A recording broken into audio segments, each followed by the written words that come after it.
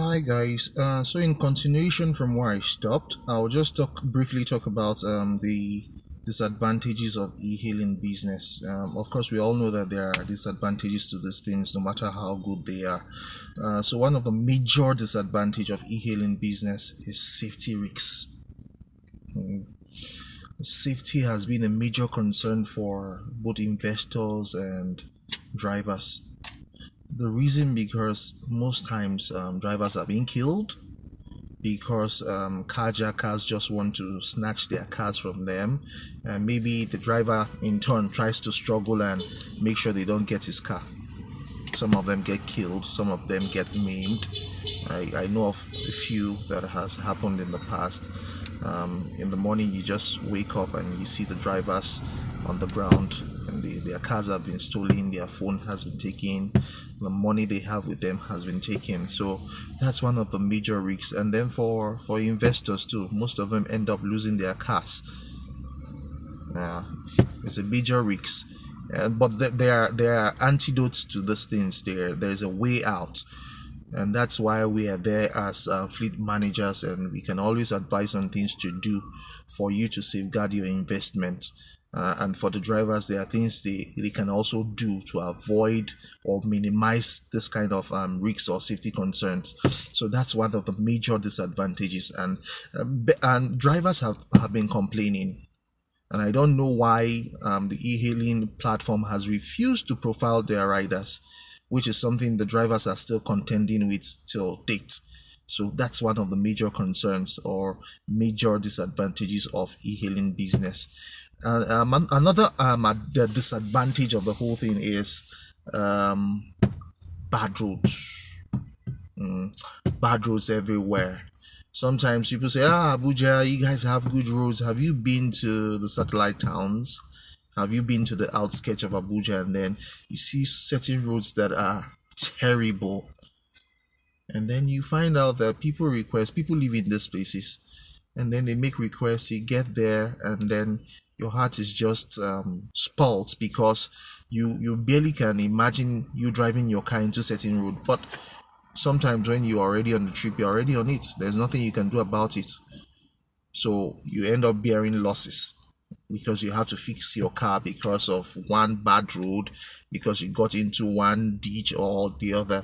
So bad road is one of the major disadvantages of e-hailing business. Your car would keep getting bad, or the suspensions will keep getting bad from time to time, and you have to get them fixed.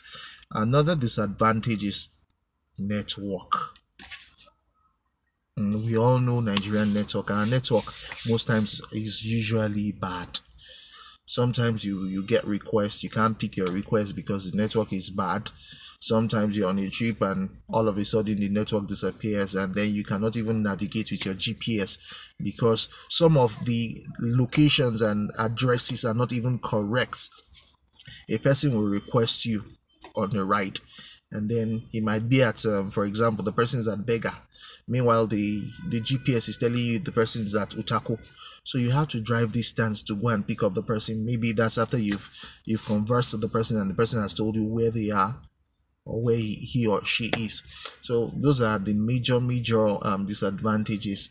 Another disadvantage of e-hailing business is infrastructure. No, sorry, I've talked about infrastructure, which has to do with road. What else haven't I talked about? Yes, the e-hailing business is not regulated. It's really not regulated. And this is the reason why I said the e-hailing is not regulated. Now we all know how the economy is, the trend of things in the country. But then these guys, the e-hailing guys, would charge you certain commission, and then what you as a person is supposed to make, you can't even make commensurate the amount commensurate to the services you are giving. So at the end of the day, the bulk of the money is going to the e-hailing app because it's not regulated. Nobody is telling them that this is how it should be. Drivers have complained, drivers have gone on strike on several occasions, but these particular things are not being addressed. And why? Because it's not regulated. Nobody is saying anything about it. These guys are extorting us as drivers and investors because they are making the bulk of the money. You can imagine some app takes as much as 20%, another one takes as much as 25% of whatever you make on every trip, another one charges 12%, and that's the least. So these guys are making more money.